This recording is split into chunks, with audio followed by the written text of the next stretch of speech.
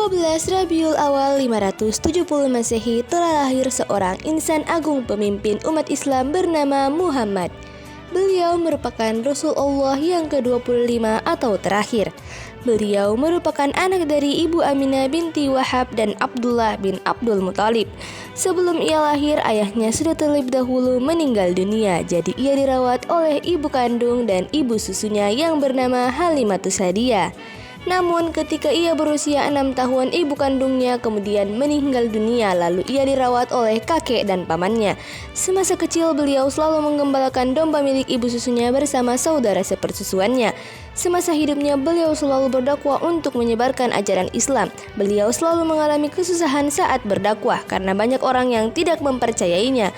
Suatu ketika saat berdakwah ke Taif, ia bahkan dilempari batu oleh anak-anak Taif. Begitu banyak penderitaan yang beliau alami ketika menyebarkan ajaran Islam, dan ketika usianya 63 tahun ia kemudian meninggal dunia. Penyebaran Islam setelah wafatnya Rasulullah kemudian dilanjut oleh para sahabatnya yang membentuk suatu kelompok Khulafaur Rasyidin.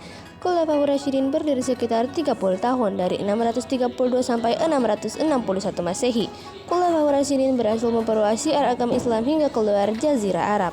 Khulafaur Rasyidin dipimpin oleh 4 khalifah. Yang pertama, Abu Bakar. Beliau memimpin selama 2 tahun. Prestasi beliau yakni mewujudkan stabilitas pemerintahan dengan memadamkan pemberontakan, melakukan rintasan perluasan Islam dan memerangi nabi palsu.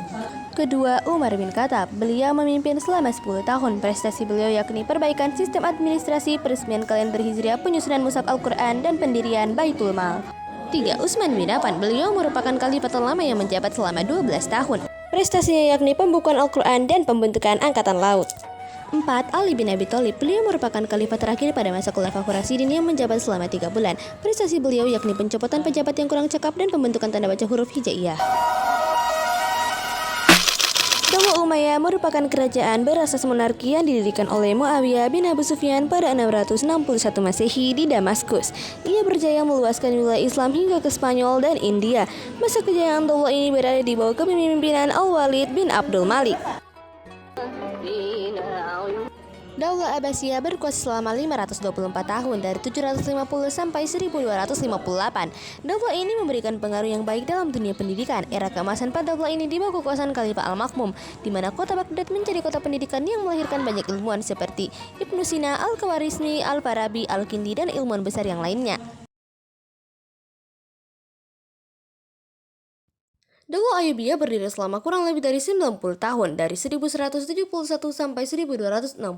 Daulah ini didirikan oleh Salahuddin Al-Ayyubi yang juga dikenal sebagai penakluk Yerusalem.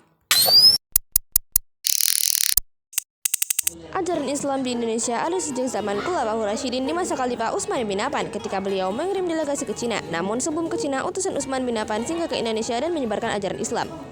Indonesia kemudian mulai didatangi oleh para pedagang yang berasal dari bangsa Arab, Persia, dan India. Mereka tidak hanya datang untuk berdagang, tapi mereka sekalian mengajarkan ajaran Islam.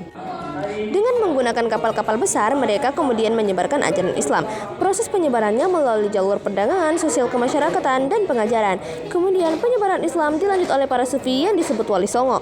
Mereka mendirikan berbagai pesantren dan menyebarkan ajaran Islam ke berbagai wilayah dengan cara yang mudah dan dapat diterima oleh masyarakat.